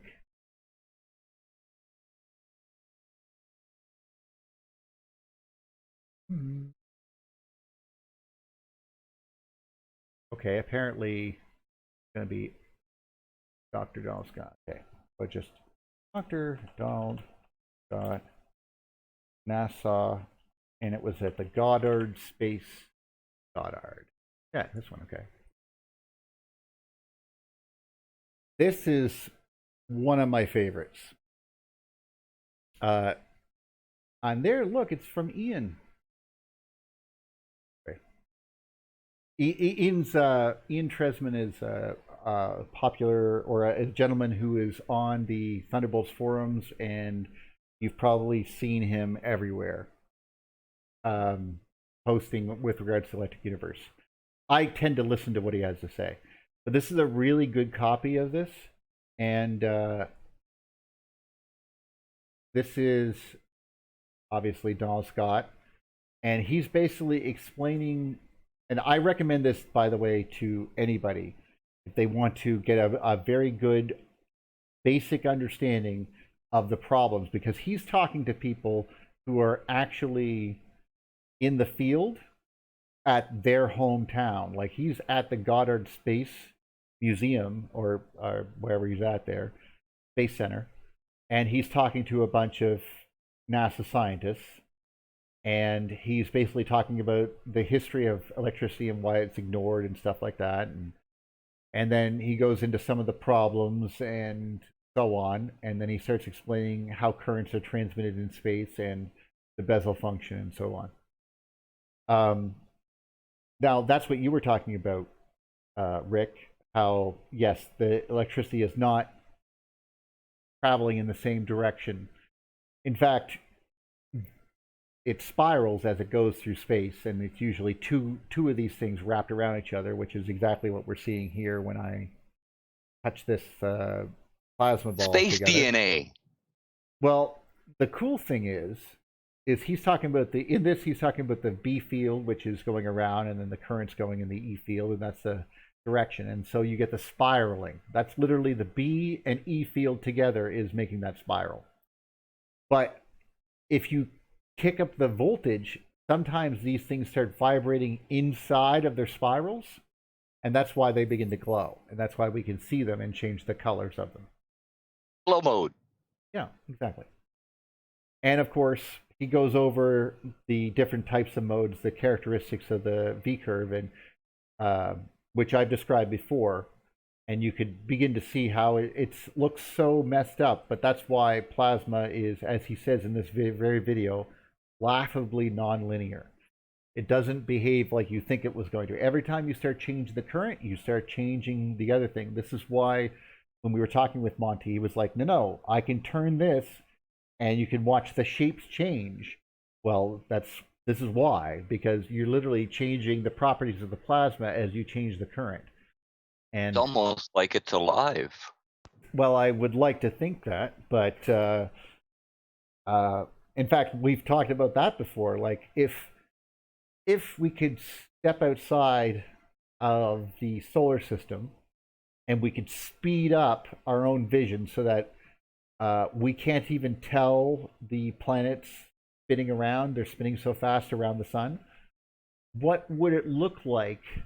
Like, wouldn't the heliopause just look like a cell or something attached to a vein running up the local chimney? You know, like, I know that's not exactly correct. Hey, Jim, are we inside a brain? Well, that's what I mean. Are we inside a brain? Exactly. I have no idea what we're in. It does have similarities to a brain, as we've seen before. Well, that was the Star Trek reference. That was Dr. McCoy talking to Captain James T. Kirk, by the way, folks. Okay, you actually got me on that. I didn't see that coming. I figured I got you on that because you didn't even say anything about, hey, Jim, we're inside a brain. Yeah, you got me. So, but Jim, I'm not a doctor, or not a bricklayer. I'm a doctor. My favorite was always sort of like, it's like, Bones, this man's dying. Damn it, Jim, I'm a doctor. Oh, okay, yeah. He's already dead, Jim. He's already dead, Jim. So remember that episode? I still think that's one of my favorite episodes of the original series, is where that everything turned off for a split second. It was called the alternative factor. I think it's season 1, episode 25 or something. But he said the magnetic field of the entire galaxy just switched off for a brief moment and then switched back on again. And then he said, for a moment, everything ceased to exist. Dun dun dun dun dun. And then, the start of the show. So, yep. But that struck me as really odd, because this is 1960s, and at that point, he was still saying, if we turn off the magnetic field of the galaxy, the entire universe or the entire galaxy ceases to exist. Very interesting. So that means if you turned off the magnetic field, you'd have to turn off the current. So in a sense, the galactic current stopped for a second and then started back up again. Well, thank God James T. Kirk figured that one out. Well, no, it started back up on its own, didn't it? Yeah, but remember, because Lazarus was from a different dimension there, and they were fighting inside this hallway forever, you know? Right. And he had a scar in his forehead, but sometimes he didn't, and that's how you could tell the evil one from the good one. Yeah. Yeah, that episode. I think it's called The Alternative Factor. I can't remember. It's still pretty awesome. I just remember that scene. I freaked out a bit. But this is also something else, and this just popped in. Yeah, when they first detected the door, right? The doorway. Exactly. You know what I'm talking about. So now I'm going to watch that when I get home. I'm home. What am I saying? After I'm done this show. But this is something else that I wanted to point out. Since we're talking about magnetic fields, cosmic magnetic fields, this is something that we often depict it with these lines. And it's very important that this is what confuses, and I don't want to diss those people who love Ken. Don't want to diss them. Okay, but when Ken says things are flowing, that's that's some of the reasons why we might think that. Because when you see one of these drawings, you see these lines and they have little arrows, and you think, okay, well, these things are flowing out of here, coming around here, and going back in there. That's not it at all. These are just alignments and strengths. That's why when you pour magnetic filings, they align to these things, but they don't naturally get pulled along with them until they are stuck to the ends of the magnet, if you know what I mean. If you get my meaning, I hope that comes out clear. So, and also they're not just lines, they are a continuous field. They are extending out from the material, like we've talked about before, like what is this magical stuff that just sort of comes out of material in the form of in form of magnets? But like I said, they definitely do have incredible powers. I'm trying to find that strongest DC magnet. Strongest DC magnet. Find that. There it is. Wow, look how quick that was. Well, I think it would be better. They would be better off called lines of force lines instead of field lines. Well, that's the thing. But calling them lines of force again implies that they're actually pushing on something, right? Or arranging something. Don't get me wrong. This argument is going to extend a lot. It's been going on longer than we've both been alive, and will continue long after we're both dead. So don't worry about trying to get it right. Hopefully not. Hopefully, before I die, they get all this stuff figured out, and we go into the electric universe deep time. It's not a matter of figuring out, because engineers figure it out. It's a matter of getting the people who are in cosmology to listen to engineers. They're just, I mean, this is what James said before. It's like they're just taking what they want. Well, that's what they do. You cannot make a neutron star. We already know that you cannot have an atom get that big, the size of a star, for example, or even a 12-mile across planet, or whatever you want to think it is. That just can't happen. It violates the island of stability theory, and it's against everything we know about atoms. So, well, we know neutrons have a decay rate that is especially high. So how could a star be made of them? Well, obviously you're seeing the problem, but they're saying no. Gravity is magic, and because of the magic of gravity, we can break these rules. That's basically their argument. Yeah, no. Well, and what your argument is Don Scott's argument. Yeah, no. And this is why you shouldn't be allowed to do this. It's like you can't just break laws willy-nilly whenever you feel it's convenient. Trying to see if I can locate.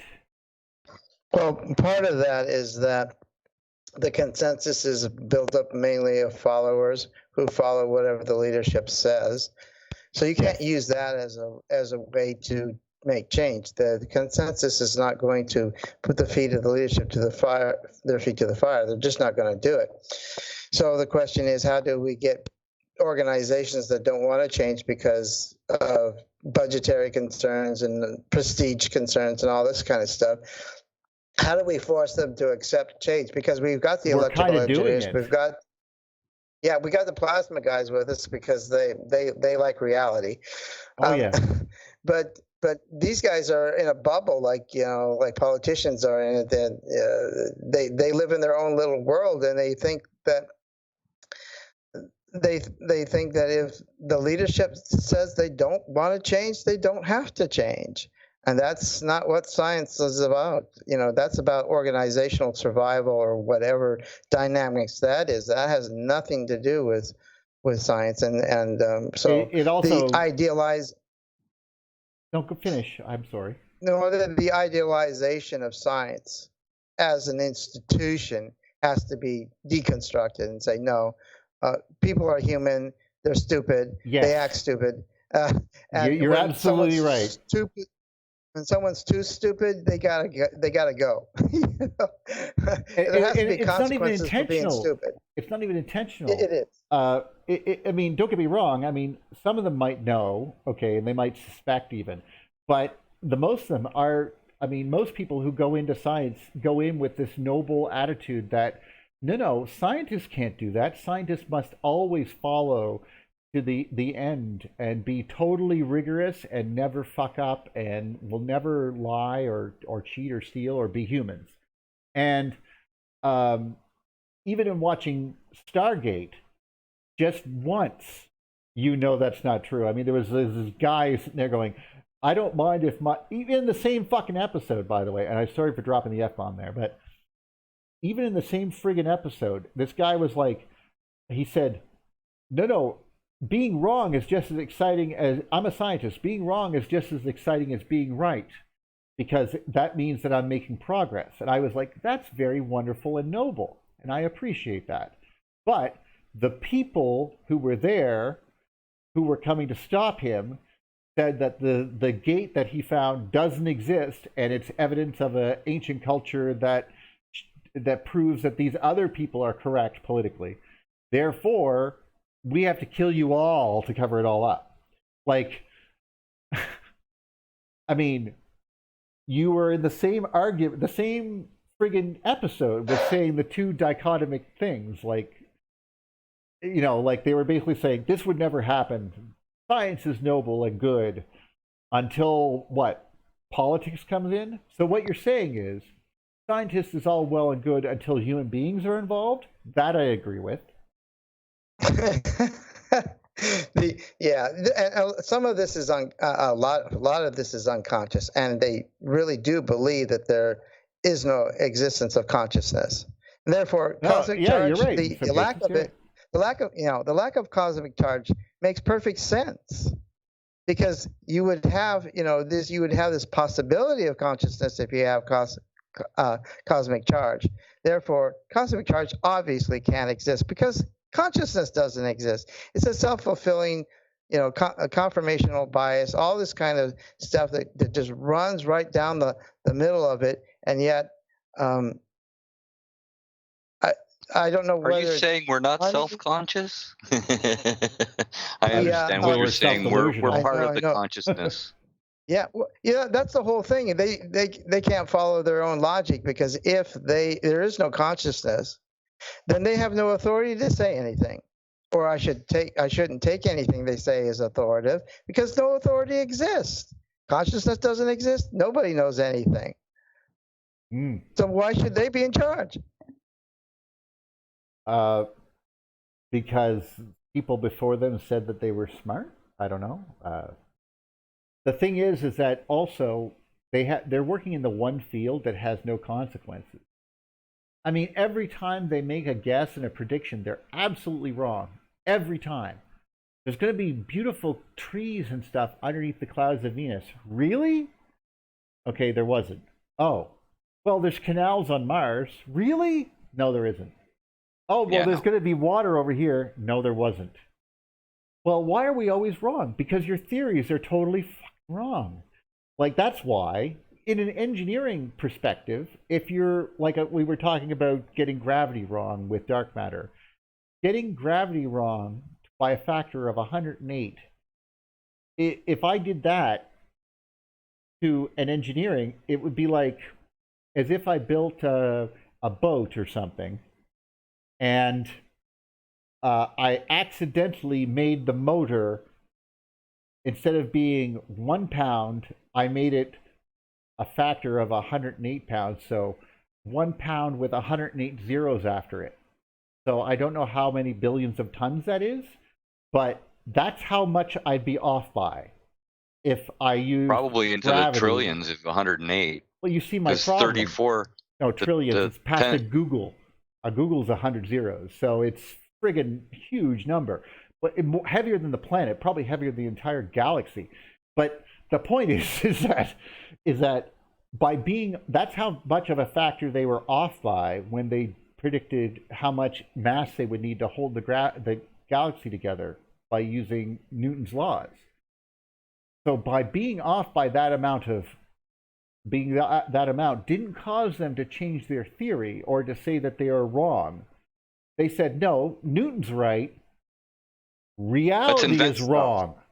Literally, that's what they said. Newton is right. No, reality is wrong. Said, we're going to invent stuff to make Newton right. Yeah, stuff. Well, that's what I mean. Reality is wrong. They invented dark matter. What we see is a lie. There's invisible stuff everywhere. That has to be right because blah.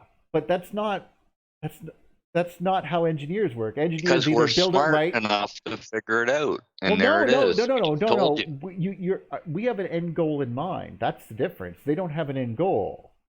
Like science works differently than engineering. In engineering, you're trying to solve a problem. I was talking at you from their point of view. It's because we figured it out and we're right. And shut up and read. Okay, you got a point. But and most of all, believe. Because you have to believe. But we are kind of like a religion. We are hitting the point more and more, and that point is that as space travel progresses, we're going to discover more and more anomalies, which we've already pointed a few, like the flyby anomaly and Pioneer anomaly and other things like that. And of course, we've already had things we sent to Mars crash because probably got, I don't know, hit by lightning or something. I have no idea. But as we explore more and more, we're going to encounter more and more problems with the conventional theory. And they'll try to hide it until such a point as it will end. And then we'll have to realize that the only way to make this work is to accept that these new factors are there. And Paul, you're absolutely right. Engineers have that advantage. They have to make things work. And I've talked about this before on the show, where if you really want to understand something, think of it like an engineer, like not what is a cloud. Think about what a cloud is: 500 tons of water floating in the space, and then say, okay, now do that. Suspend 500 tons of water in the air and don't use any supports. That's basically what I'm asking you to do. And that is an engineering problem, is really interesting. That is a theory problem, is just me speculating. You know, like I can say, oh, it's made of clouds held together with fluffy yogurt or something. But that's just, we know it's water, we know it's in the air. How is it staying up there and not falling down? They never ask these questions. And as an engineer, that's the first thing I want to know is like, well, how's that doing that? You know? And these are good questions to start asking. As an interesting aside, I'm just on the screen right now that's on the thing. I'm just showing a rubber ball floating in magnets. There's a strawberry floating. You're not seeing it over here, guys, so don't worry. I'm not sharing it with you guys. A dice just floating in space, using its own magnetic fields, by the way. Even the magnetic fields of a piece of dice. like, or a strawberry. This magnet could not be filmed in the same room it's in because they tried to film it and it wiped all their cameras clean. Like they when you saw that film, they were filming it from a using a fiber optic cable from the next building over. So they just used a fiber optic cable and pointed the camera at the end of the cable with a little lens on it, and then used that physical piece of light. So the light is what actually traveled down that fiber optic cable to get to the lens so they could take a picture of that strawberry floating. Because they couldn't get near it, it would just wipe their electronics clean. But I think it's like 40 Teslas. It's a magnet. It's a nested DC magnet inside another DC magnet inside another DC magnet inside another DC magnet. Like, wow. Like, and that kind of goes to what I've been saying, that all matter disconnected from any other matter has a Birkeland current of whatever size attached to it, giving it its own magnetic field, whether it's strong or a very weak magnetic field, but it's there. Like humans and animals and trees, they have their own magnetic fields. Well, they have to. But when you're also because they have, like, every one of our cells has an inductance and a capacitance. Well, not just between every other things cell that are alive, but things that are inanimate, like matter, like regular matter, like a stone. If you break it off of a mountain, it connects with its own. It has its own Birkeland current connected to it, and giving its own magnetic field because it's now separate from that big chunk of rock that you knocked it off of. Okay. Yeah. No. Only because the way that some things are laid down will give permanent magnetism. That's one of the things we were talking about. If it was still being powered, you're absolutely right. It would have to have current traveling through it, the way you described. But it's not being powered. It's frozen in. Literally, this is the argument that they were having in space. No, but I'm not talking about making a magnet. I'm talking about making everything, every piece of matter, magnetic in some form, in some strength or another. One material is not going to be as magnetic as another material, obviously. And these Birkeland currents, if they break off from a galaxy into a sun and then into a planet, what's stopping it from the planet giving us our own Birkeland currents and giving every piece of matter that's on that planet its own Birkeland current to be in existence of? Well, it's because each cell in our body has its own little Birkeland current as a DNA strand. I could understand. I would say that it's going in both directions. It's going from the center up to the large to the small and back and forth on itself again. So as far as you go down, it's gonna. And so that basically means there's nothing inanimate about anything. It's all alive, just like the cosmos is charged, cosmic charge, and then everything else. You go down, the furthest you go down, you're going to find mini lightning Birkeland currents. No matter how far down you go, you're going to it's just going to keep on. Like, for example, certain materials, like during a Birkeland current, say picking something up, material off the ground from somewhere, let's say some catastrophic devastation that's going across the American Southwest or something, and then it picks up this material, sorts it, because it will sort it. Okay, I don't know what happened there, but it will sort it, and then it will reattach that stuff to the ground, re-weld it to the ground, and it will follow magnetic fields and so forth to stick to the ground, especially if it's like granite and stuff that has, magnetic fields and stuff like that. The dark mode. Well, no, I just meant not literally. I mean, literally during the destruction. Oh, you're back. Sorry, did I get disconnected? I thought you did because you stopped talking there for a second. Yeah, he dropped out. He dropped out. Oh, okay. Well, but You sorry about didn't that. drop out. You just your timing. Your thing is going around and around and around. Oh, Yeah, you that'll reconnect Yeah, right it is. now. Don't worry, it'll reconnect It where is. we left off. So, I'm sorry about that.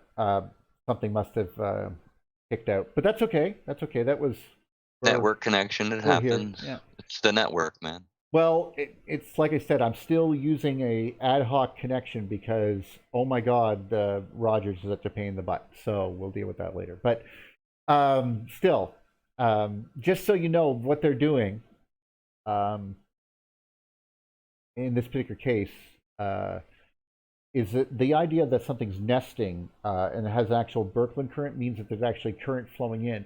You're also forgetting that the ionosphere is vibrating, and every time it's vibrating, those little vibrations are also affecting everything on the planet. Imagine if us walking across the surface, and on the top of our heads is a little pressure that changes every 7 hertz.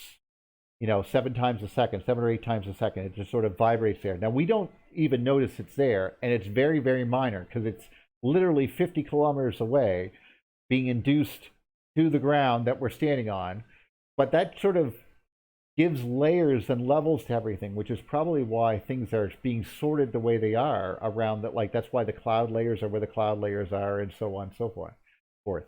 But certain things like the magnetic fields would attract certain things like currents to them, but it doesn't mean that there's a current going through them, because that would literally mean a DC current going all the way through your body all the time.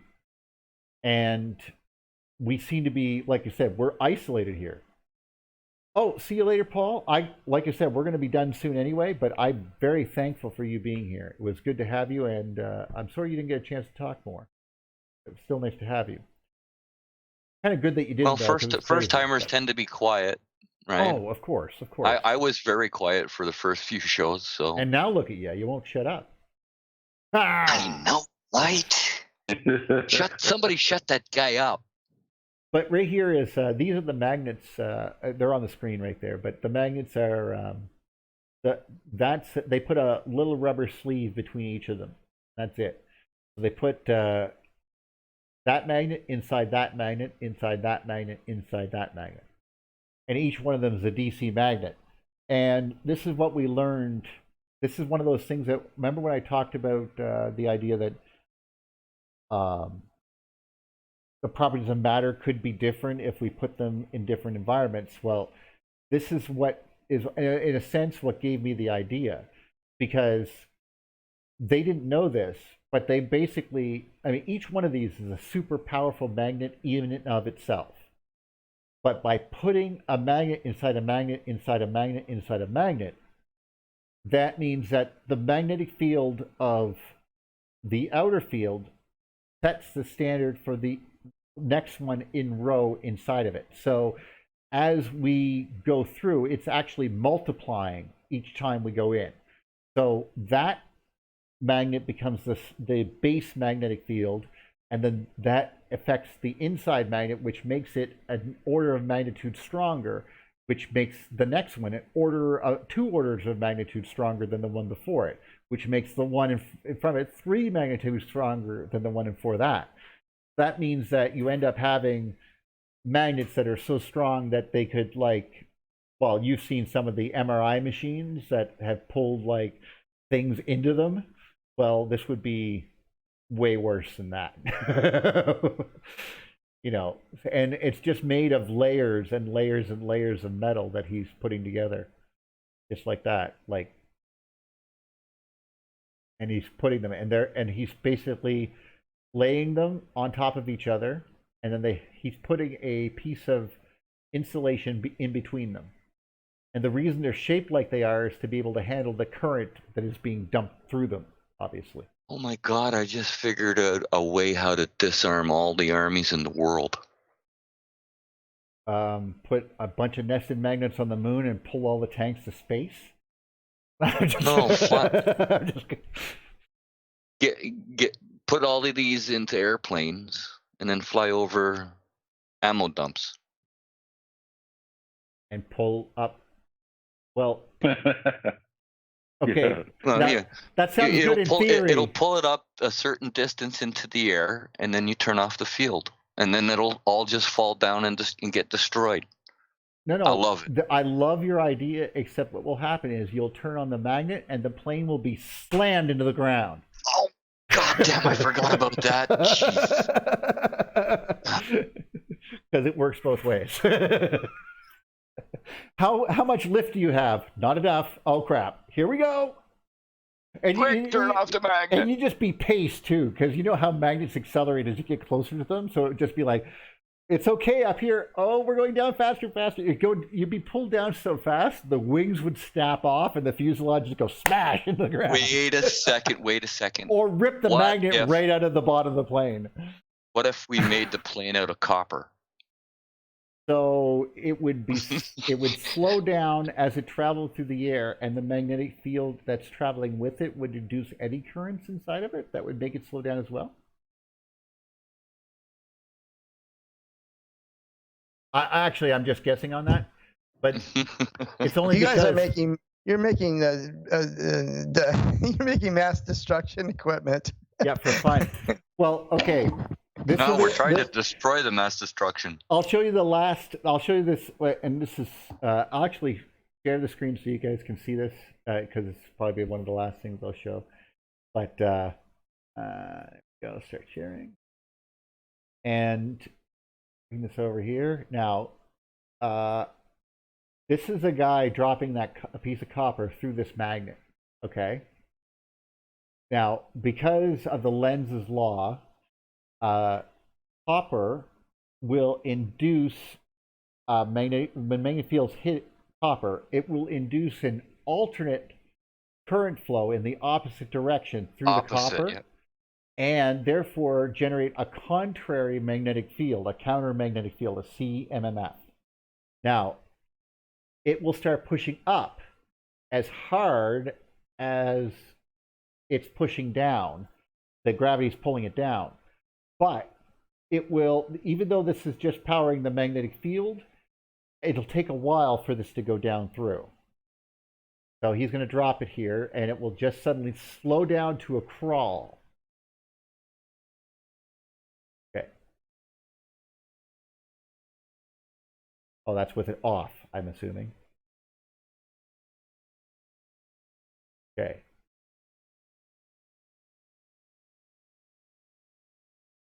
There, see?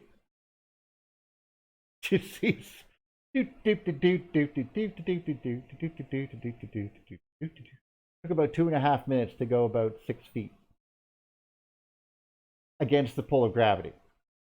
It's like it starts pooping it out of the bottom there. Very slowly, see? So that's what I mean by incredibly powerful magnets. So, and that's why I said when you start using stuff like this, the stuff that's in the center of, for example, when we talk about planets being formed, we're talking about magnetic fields and compression that makes that look like nothing. Like the plasmoid at the center of the galaxy is pulling that little that planet or star that went around it in a little zing. I mean, that was being pulled by a magnetic field, probably not an actual gravity source.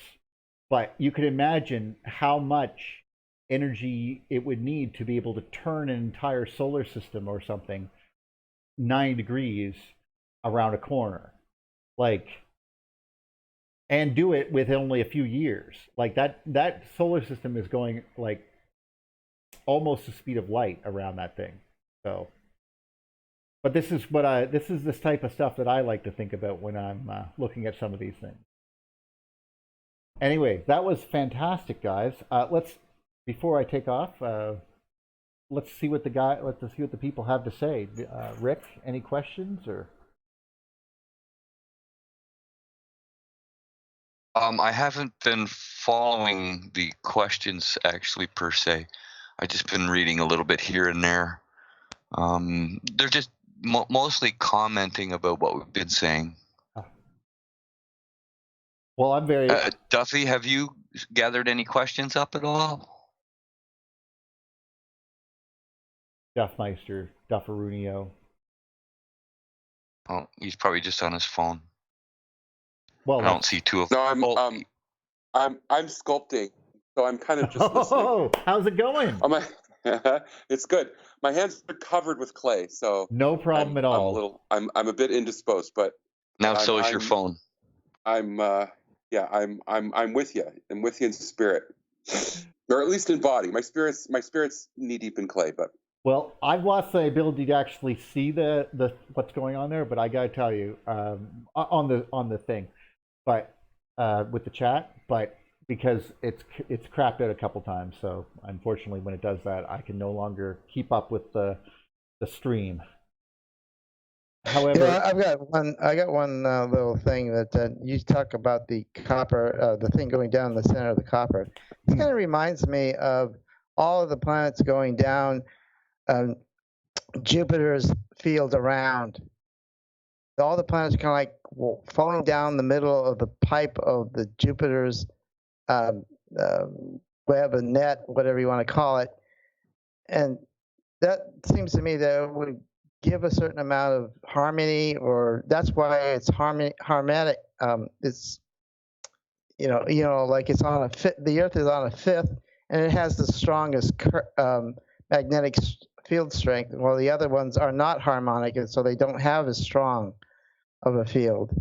But they would also, this would kind of tell you why the periodicities are what they are as well. Well, that's neat. I never really thought of that. Idea. Well, that's interesting, but I think the reason why the Earth has such a strong magnetic field is it got a lot to do with the water that's on the surface and in the ground as well. I think that the water, either the oxygen or the no, only because water's diamagnetic. It's not magnetic. Well, maybe it's got something to do. I mean, I think it has something to do with it.